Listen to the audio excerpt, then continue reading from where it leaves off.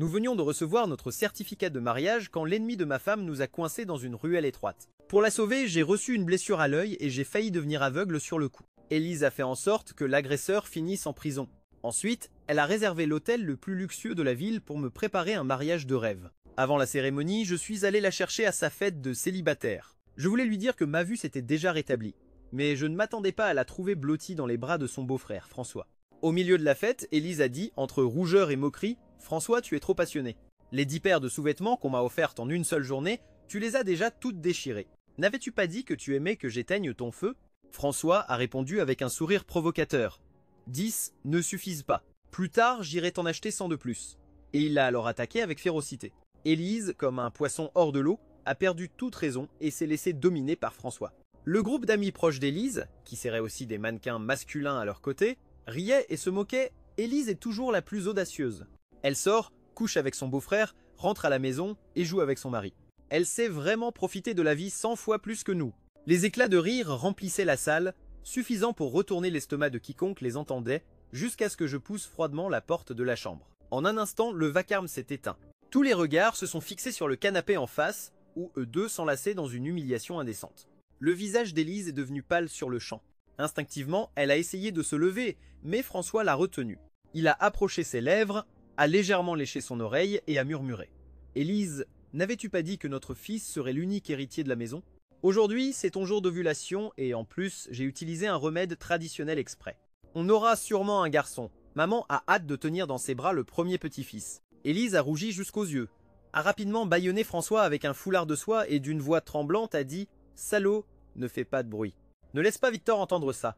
Elle a jeté un coup d'œil à son amie la plus proche. L'autre a compris tout de suite, s'est approché et m'a soutenu en parlant doucement. « Victor, Élise a dû sortir pour une urgence. Je t'appelle tout de suite. Assieds-toi et repose-toi un moment. » À peine avait-elle dit cela que François et Élise ont abandonné toute discrétion.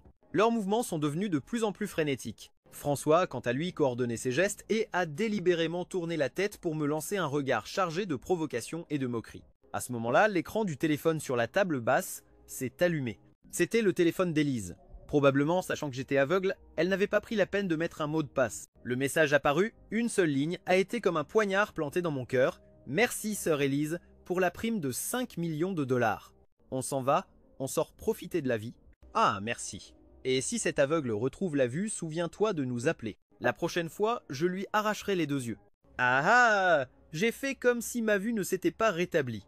Je suis resté silencieux, debout, le visage impassible, regardant la scène si obscène et répugnante à quelques pas, tandis qu'à l'intérieur je sentais que l'on me déchirait en morceaux.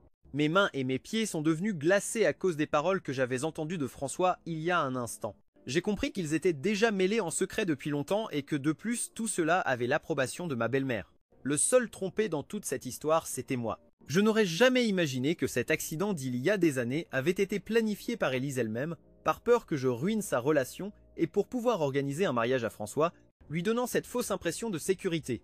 Elle n'a pas hésité à envoyer quelqu'un pour me rendre aveugle. Le souvenir de la douleur, quand l'arme électrique a percé directement mon globe oculaire, est revenu à moi comme une marée violente, une vague après l'autre, me déchirant de l'intérieur. J'ai serré les dents très fort, essayant de contenir la rage et le désespoir qui étaient sur le point d'exploser. 5 longues minutes ont passé avant que François ne termine enfin. Élise prit le bain de bouche, se rinça 3 fois la bouche et, allaitante, courut vers moi en faisant semblant de venir de revenir. « Victor, je suis sorti un moment pour faire quelques courses. Pourquoi es-tu venu seul?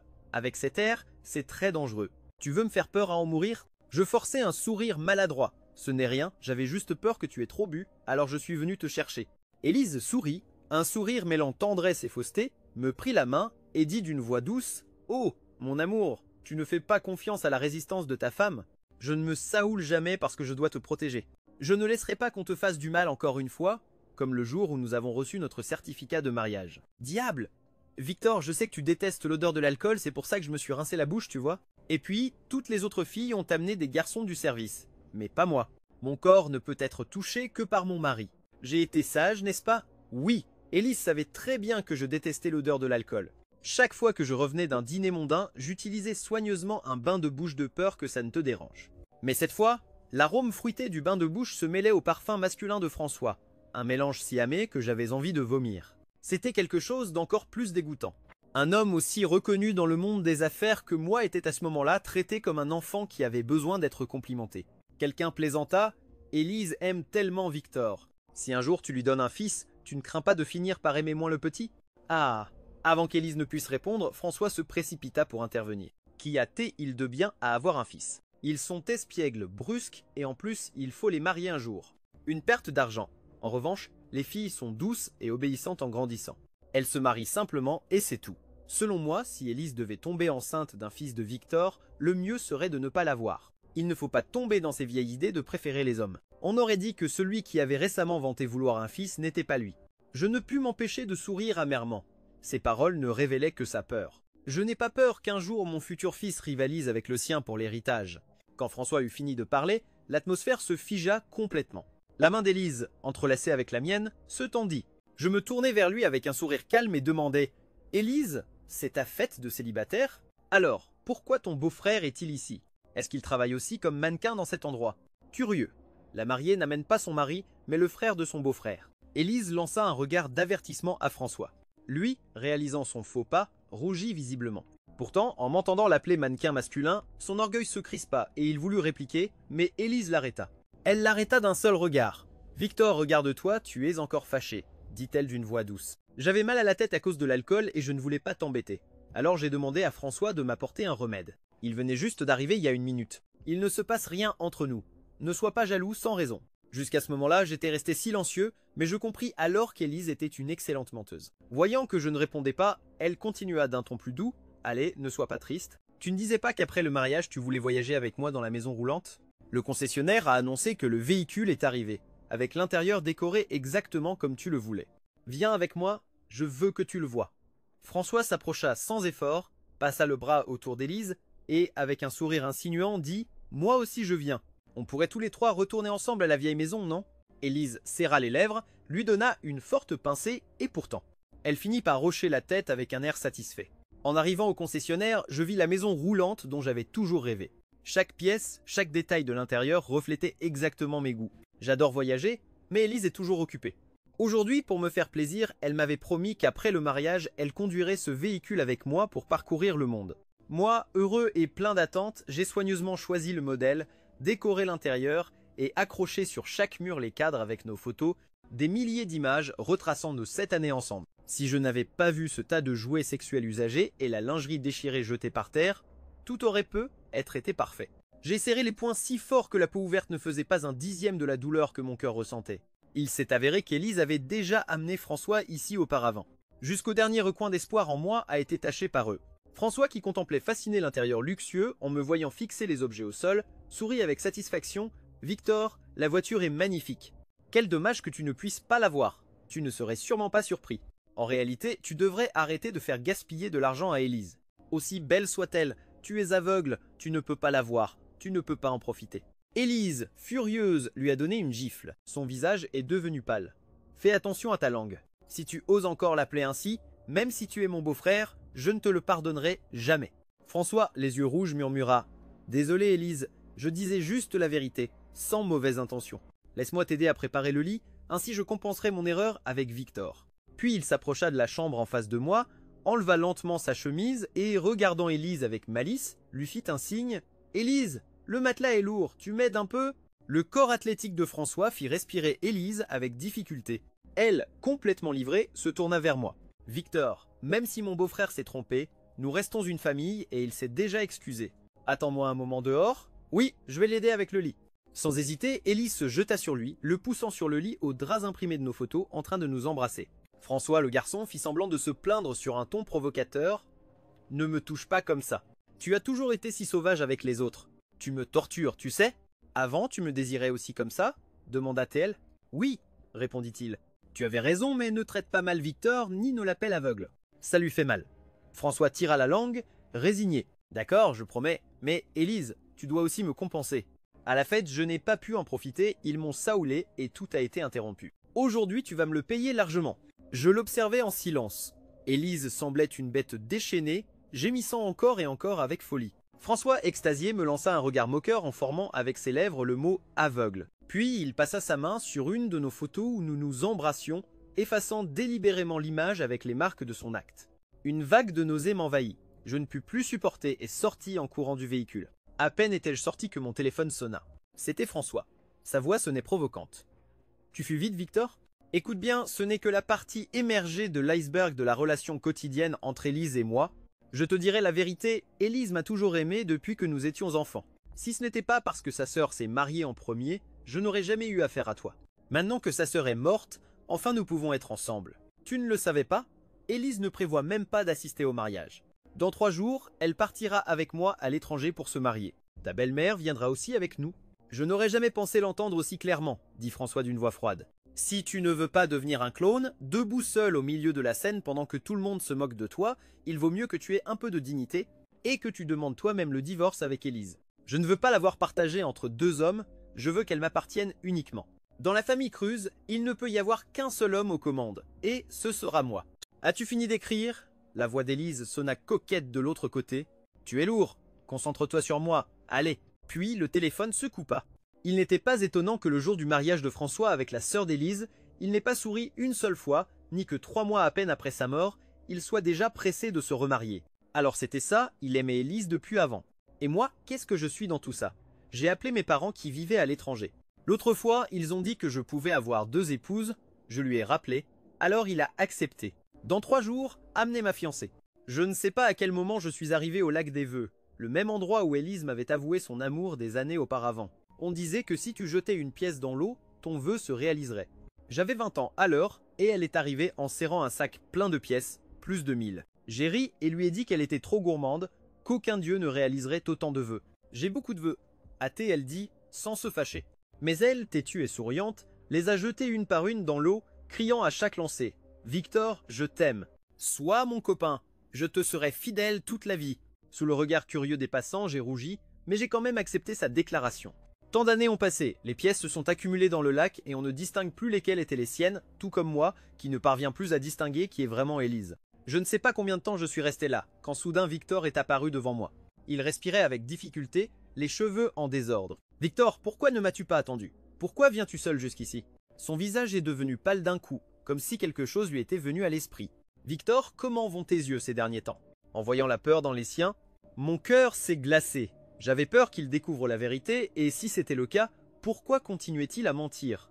Ils vont bien, ai-je répondu calmement. Je ne vois rien, je voulais juste revenir ici pour me souvenir du jour où tu m'as demandé d'être ton copain.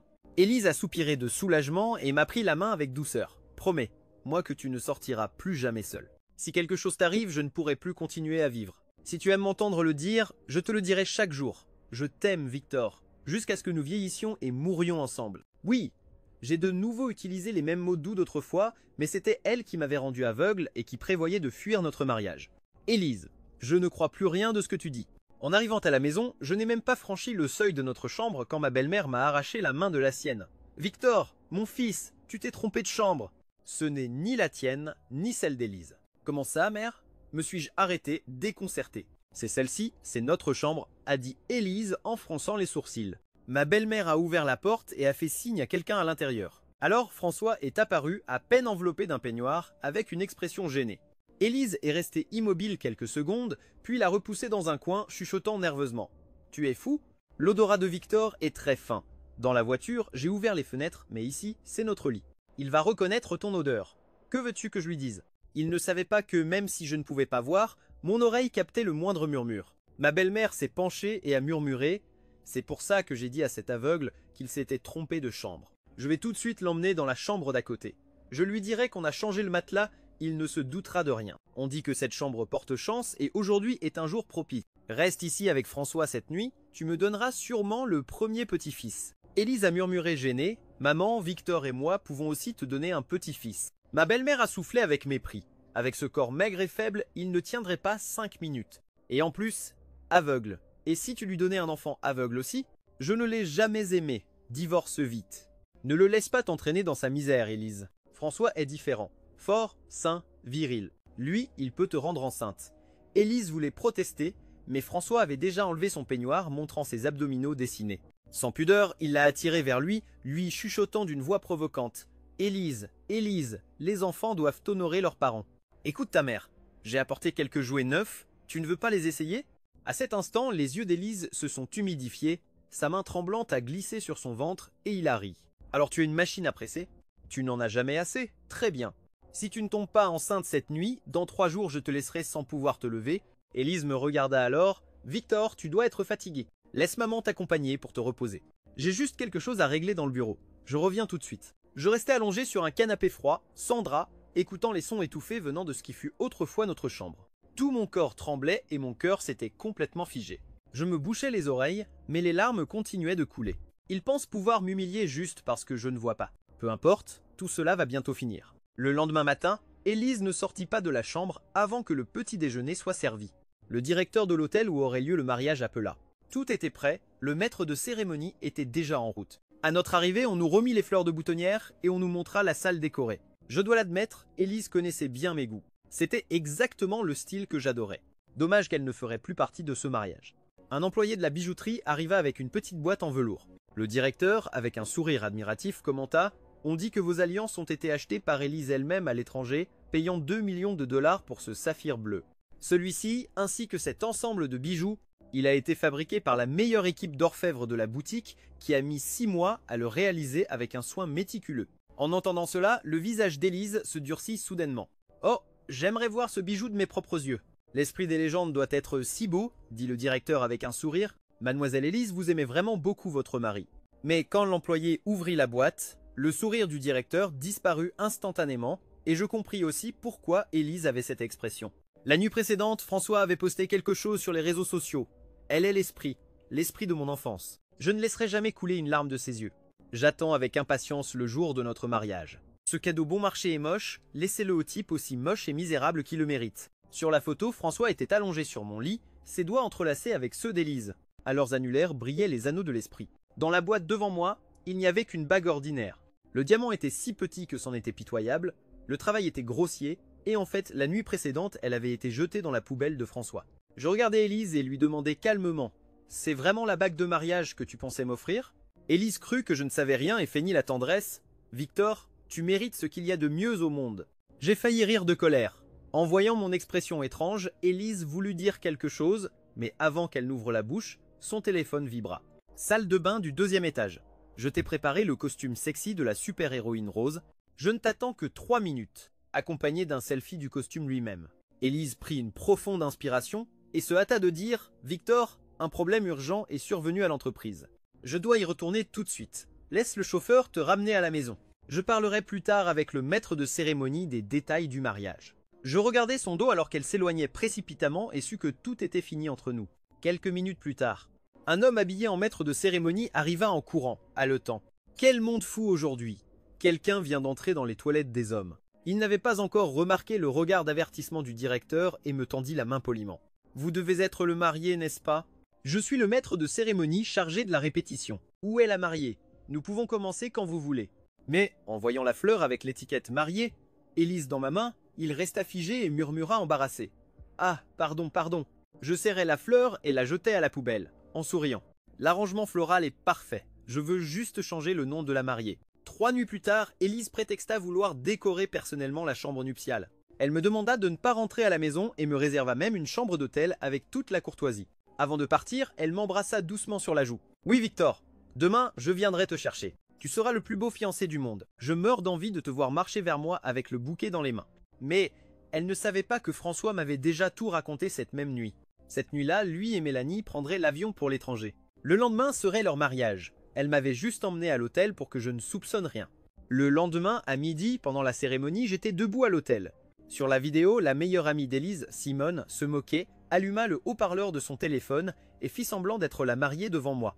Sur la vidéo, Élise, habillée en mariée, s'appuyait contre le mur avec un regard sarcastique, comme si elle regardait une comédie. À cause du décalage horaire, leur vrai mariage à l'étranger commencerait 1 heure plus tard. Les invités étaient confus, ne comprenant pas ce qui se passait, mais personne n'osait parler. Simone avait le soutien d'Élise et personne ne voulait se mettre à dos cette dernière. Même si Élise et moi avions déjà signé le mariage civil, le maître de cérémonie poursuivit le protocole. Madame Élise, acceptez-vous de prendre Monsieur Victor pour époux? Oui, j'accepte, répondit Simone en retenant son rire. Puis ce fut mon tour. Partie 1, Monsieur Victor. Acceptez-vous de prendre Madame Élise pour épouse? Simone me regarda avec un sourire confiant, persuadé que je dirais oui. Mais je pris le micro et répondis calmement non. Je n'accepte pas. Le visage de Simone, ainsi que celui d'Élise à l'écran, se figèrent. Victor, que dis-tu? Je veux dire que ma fiancée ce n'est pas toi, alors je n'accepte pas. Elle força un sourire, pensant que je plaisantais. Victor, ne dis pas de bêtises, nous sommes déjà mariés. Qui d'autre pourrait être ta fiancée si ce n'est moi? À cet instant, une voix claire et fière résonna depuis la porte principale. Bien sûr que la fiancée, c'est moi. Toute la salle se tut, tous les regards se tournèrent vers elle, ma fiancée Mélanie. Vêtue d'une robe de mariée dessinée par un couturier international, tenant dans ses mains un bouquet de roses juliées, mes préférées, elle avançait pas à pas vers moi, plissa les yeux, regarda Simone et sourit avec hauteur, dégageant une force indomptable. La bague bon marché et ridicule était dans ma main, avec l'image d'Élise surprise sur la vidéo. Je ne pus que lâcher un rire glacial et secouer la main avec mépris. Comment une chose aussi misérable osait elle se présentait devant Victor? On ne savait pas si Mélanie insultait la bague ou elle-même. À ce moment-là, elle sortit de sa poitrine un diamant bleu de la taille d'un œuf de pigeon. Son regard doux, mais chargé de remords, se posa sur moi. « Victor, docteur, je n'ai jamais su quel genre de bague serait digne de toi.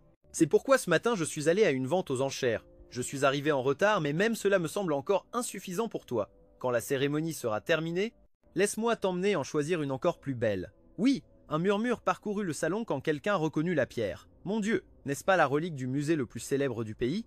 J'ai entendu dire qu'elle n'est vendue qu'à des fins caritatives. La dernière fois, elle a atteint plus de 100 millions de dollars et finalement, elle a été achetée par le troisième homme le plus riche du monde. Se pourrait-il que cette femme soit machiavélique?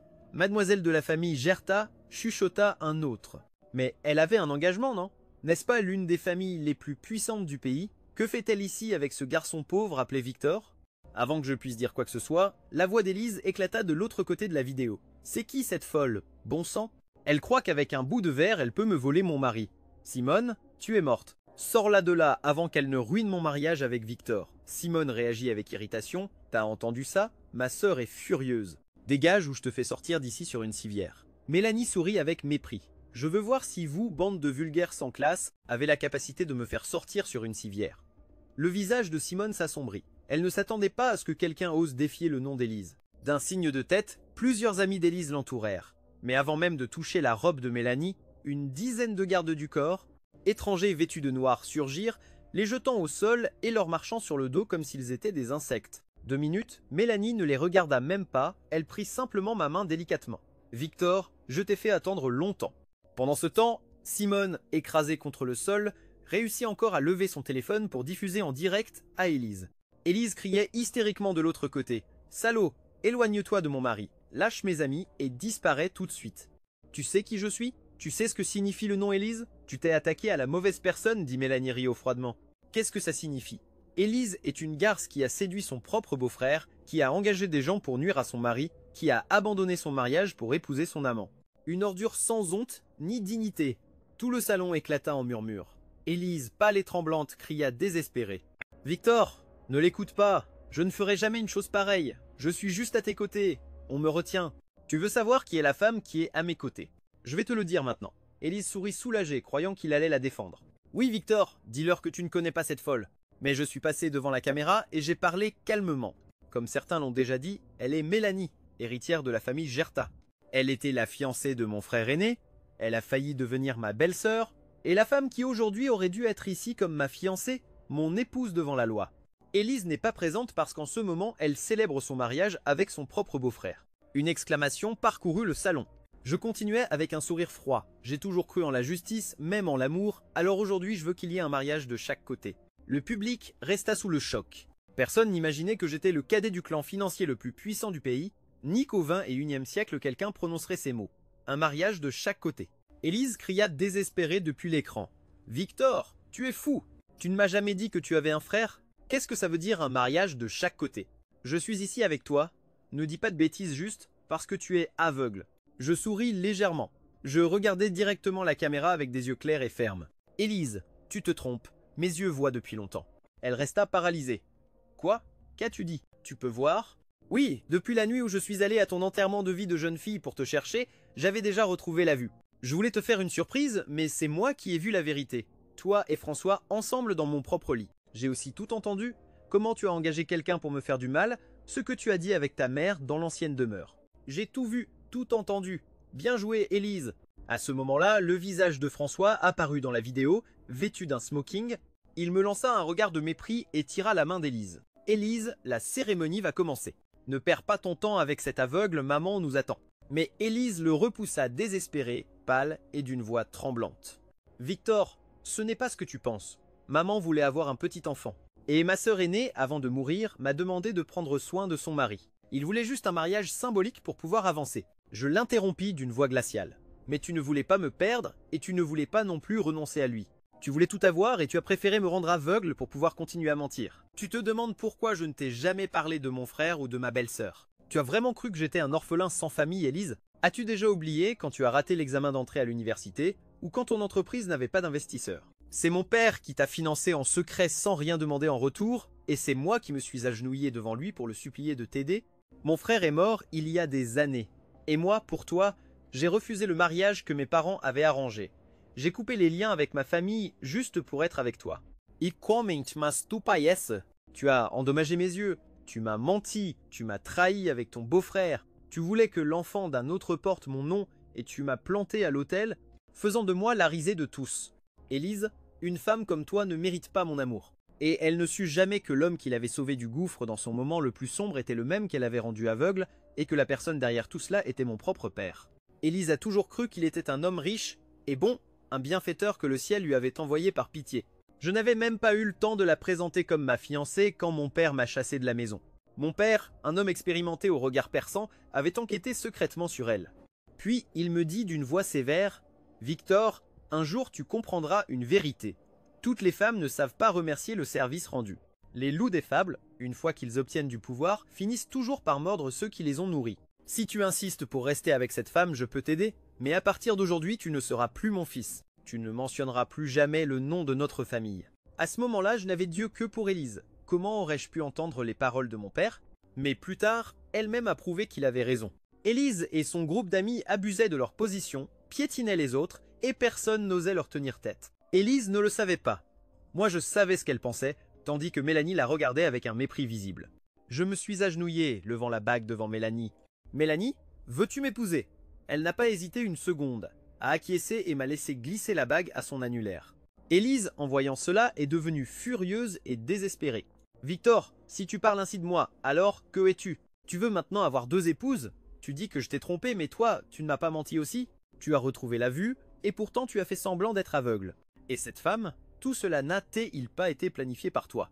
Un homme avec 2 femmes, tu ne trouves pas ça dégoûtant? » J'ai ri doucement. « Oui, je t'ai menti.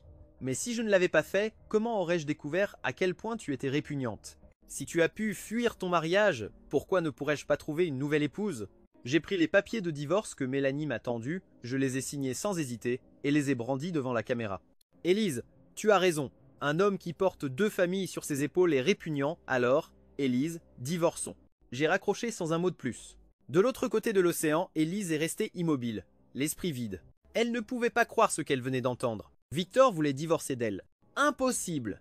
Elle a appelé encore et encore, mais j'avais déjà bloqué tous ses contacts. À ses côtés, François et la mère d'Élise, qui savaient tout, ne cachaient pas leur joie. « Élise, c'est merveilleux, dit François. Ce misérable aveugle t'a demandé le divorce. Enfin, nous pourrons être ensemble !» Sa mère acquiesça avec satisfaction. « Exactement, ma fille. Même si sa famille est riche, la nôtre n'est plus en reste. De plus, son père ne nous a fait qu'aider. » Je ne me rappelais que de mon regard glacial et de l'instant où j'ai posé la bague au doigt d'une autre femme, cette bague brillante et coûteuse. 1000 fois plus belle que le babiole qu'elle m'avait donné autrefois. Je me souvenais comment je lui avais demandé « Es-tu vraiment satisfaite de cette bague ?» Mais pour faire plaisir à François, Élise lui avait offert la bague de mariage qui aurait dû être à moi, mais elle pensait que comme j'étais aveugle, ce n'était qu'une bague, rien de plus. Elle pourrait m'en acheter une meilleure plus tard. Ce n'est que maintenant que je comprenais que c'était le dernier geste d'amour que je lui offrais. Et elle-même l'avait jeté par-dessus bord. Elle n'osait même pas imaginer que j'avais vu de mes propres yeux. Comment elle avait couché avec François, sachant que c'était elle qui avait ordonné de me blesser les yeux, qu'elle m'avait fait dormir sur le canapé pendant qu'elle partageait la chambre avec son amant. Si elle était à ma place, j'aurais sûrement. Je n'avais jamais voulu tuer quelqu'un, mais pour Élise. Faire tout cela n'était qu'un jeu. À quel moment était-elle devenue ce monstre? Était-ce parce qu'elle pensait que j'étais un orphelin aveugle que personne sauf elle ne voudrait? Ou parce que sa mère lui répétait chaque jour que je n'étais pas digne d'elle, jusqu'à ce qu'elle finisse par le croire? Mais pourquoi n'étais-je pas digne? J'étais ce jeune homme qui avait prié 1000 fois juste pour pouvoir être son petit ami. Pour elle, j'ai été expulsé de ma famille, je suis resté sans foyer ni soutien. Elle aurait dû me valoriser. Mais c'est elle qui a perdu le garçon qui l'a un jour aimé sincèrement. Élise s'est couvert la tête en pleurant. Ça suffit. S'il te plaît, arrête. Mais François et sa mère ne se taisaient pas. Élise, ne réfléchis plus, dit François. Ce Victor n'était pas le saint que tu croyais. Se marier en public avec l'ex-fiancé de son frère, dire qu'il peut supporter 2 femmes. Ridicule, il n'a pas un gramme de honte. Un homme comme ça est comme un porc pourri, il ne vaut rien. Sa mère ajouta avec mépris, elle a raison ma fille, s'il divorce, qu'il divorce. Mais pas un centime pour lui. Toute la fortune doit rester avec toi et avec l'enfant que tu auras avec François. Ça suffit. Élise cria, les yeux rouges. Elle se retourna brusquement vers François avec un regard plein de haine. François, Victor ne sait pas garder sa place et toi, en te couchant avec ta belle-sœur, tu le sais, dit François froidement. Tu n'as pas bien entendu, Victor a déjà divorcé de moi, et non, ce n'est pas un pourri. Si ce n'était pas parce que tu as insisté pour organiser ce mariage absurde et lui voler son alliance, tu crois qu'il se serait éloigné de moi? Je ne me marierai jamais avec toi, François. Ce mariage est annulé, et dans toute ma vie, ne rêve pas que je te donne un enfant. Élise regarda alors sa mère, comme pour supplier, avec une froideur qui glaçait le sang. Si ce n'était pas pour Victor, je n'aurais rien de ce que j'ai aujourd'hui. Toi non plus, tu ne vivrais pas entouré de luxe. Je ne t'ai jamais demandé de l'aimer, mais lui aussi a été ton gendre. Pourquoi as-tu toujours préféré François en méprisant et humiliant Victor? C'était juste parce qu'il était pauvre? Eh bien, maintenant qu'il est parti, es-tu satisfaite? Tu n'auras jamais de petits-enfants. Et je te préviens, toute ma fortune ira à Victor. Ni toi ni François ne toucherez un centime. C'est la dette que j'ai envers lui et je compte la payer jusqu'au bout. En sortant du tribunal, le temps était si beau que c'en était presque incroyable. Soudain, je me rappelais le jour où je suis allé enregistrer mon mariage avec Élise. Le ciel était alors couvert de nuages noirs, lourd comme un présage de malheur. Peut être qu'Élise s'en souvenait aussi, car elle me regarda et sourit tristement. Alors le destin avait déjà décidé de notre fin, n'est-ce pas? Je secouai doucement la tête. La fin d'aujourd'hui n'a pas été dictée par le temps. Ce n'est pas ton destin, mais tes propres actions. Concernant le fait qu'Élise me laisse toute sa fortune, je ne l'ai pas rejetée parce qu'elle a trahi notre mariage et est partie les mains vides. Il n'y a rien à reprocher. De plus, selon l'accord initial que j'avais passé avec mon père sur le partage des bénéfices, ce que j'ai reçu était juste, sans rien dont avoir honte. Je ne veux pas penser à moi. En ce qui concerne sa mère et François. Comment ils vivront désormais n'est plus mon affaire, mais la sienne. Le visage d'Élise se teinta d'inconfort. Elle garda le silence longtemps avant de murmurer « Victor, je suis désolé. Élise accepta tes excuses, mais je ne te pardonnerai jamais. J'espère qu'à partir d'aujourd'hui, nous ne nous reverrons jamais. » Je m'approchai de la voiture où Mélanie m'attendait depuis un moment et montai sans regarder en arrière. Dans le rétroviseur, Victor reflétait la silhouette d'Élise, qui restait là immobile, les yeux pleins de tristesse. L'ombre du grand arbre la couvrait entièrement, la faisant paraître moins seule, moins silencieuse. Seulement, je ne ressentais plus de compassion pour elle. Je suis retourné avec Mélanie en France, où j'ai retrouvé mes amis. J'ai revu mes parents après tant d'années. Les cheveux de mon père étaient déjà complètement blancs. Mélanie m'a raconté que même si mon père faisait toujours semblant d'être dur, il était tendre à l'intérieur et ne cessa jamais de s'inquiéter pour moi pendant tout le temps où j'étais aveugle. Il passait des nuits entières sans dormir à chercher les meilleurs ophtalmologistes, essayant de les amener à l'hôpital où je me trouvais. Je sentis mon nez brûler et me jeter dans ses bras en pleurant à chaudes larmes. Mon père me tapota le dos et dit « Savoir faire demi-tour avant le gouffre n'est jamais trop tard. » Je ne peux que regretter pour Mélanie, qui t'a attendu depuis tes 15 ans jusqu'à enfin avoir cette conclusion. Aujourd'hui, je suis resté bouche bée en regardant Mélanie. Tu n'aimais pas mon frère, pourquoi dis-tu que tu m'as attendu depuis tes 15 ans? Plus tard, j'ai su que Mélanie n'a jamais été fiancée à mon frère. C'était sa camarade de classe, sa meilleure amie, et elle m'a toujours traité comme un petit frère, sans oser avouer ce qu'elle ressentait vraiment. Quand elle a enfin rassemblé son courage, j'étais déjà avec Élise. Mes parents, voulant me mettre à l'épreuve, ont fait semblant que Mélanie allait se marier avec mon frère, mais au lieu de ressentir de la jalousie, je les ai sincèrement bénis. Ensuite, mon frère est mort dans un accident. Mon père, souhaitant que je rompe avec Élise, m'a appelé pour me demander de considérer Mélanie. Mais moi, croyant qu'Élise était déjà mon épouse, je ne l'ai même pas laissé s'expliquer. Ce serait avoir un pied dans chaque bateau. Je ne le ferai pas. Mélanie a pensé que je la méprisais, elle a souffert, mais elle a laissé le malentendu durer jusqu'à aujourd'hui. Quelques jours plus tard, Mélanie m'a raconté qu'Élise s'était livrée à la police pour le crime d'avoir engagé quelqu'un pour assassiner. Elle et son complice, celui qui m'avait fait du mal, ont été arrêtés. La mère d'Élise et François a perdu toute sa vie de luxe. Ils ont été forcés de travailler à n'importe quoi. Une nuit, en essayant d'économiser le chauffage, Ils ont allumé du charbon dans la maison sans ouvrir les fenêtres. Ils sont morts intoxiqués au monoxyde de carbone. Mélanie m'a emmené dans son manoir entouré de roses à la montagne en Espagne qui fleurissaient partout. Les Julie Roses, mes préférés. Elle m'a regardé avec tendresse et a dit « J'avais 15 ans quand je t'ai rencontré Victor. Par ton frère, j'ai su que tu aimais les Julie Roses, alors j'ai planté des graines partout ici. J'ai toujours pensé que quand tout fleurirait, je t'emmènerais les voir. J'ai attendu tant d'années et enfin, aujourd'hui, elles sont en pleine floraison. Victor, je t'aime. Même si tu as accepté de m'épouser, j'ai toujours eu peur que tu le fasses juste par gratitude. C'est pourquoi je veux demander encore une fois, veux-tu vraiment rester à mes côtés? Oui, cette fois, je ne l'ai pas refusé. J'ai incliné la tête et embrassé doucement ses lèvres. Oui, je le veux, Mélanie. Fin.